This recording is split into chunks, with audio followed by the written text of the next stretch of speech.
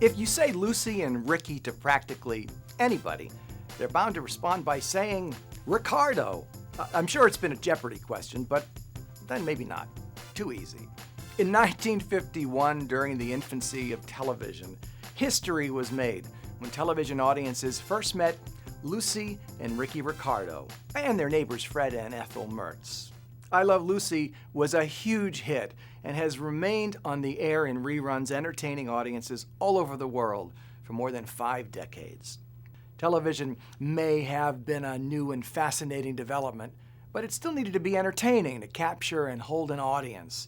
It required great actors, great writers, great characters, and great chemistry. Lucille Ball and Desi Arnaz created a television dynasty back in 1951. In 1977, I talked with Desi about why he thought the show has remained such an enduring hit. You know, both Lucy and I have always said, it's the I Love Lucy, the success of the show is one of the things, happens once in a lifetime, if you're lucky enough to have it happen at all. And particularly, we were so pleased and so happy that our success derived from giving people laughter instead of from drama, because I think there's enough drama, enough messages, enough bad news in this crazy world of ours.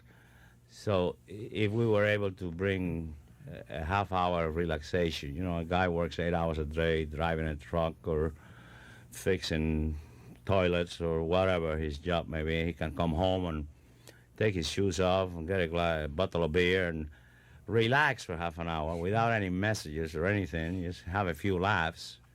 It's a very nice thing. Makes you feel good that you were able to do that.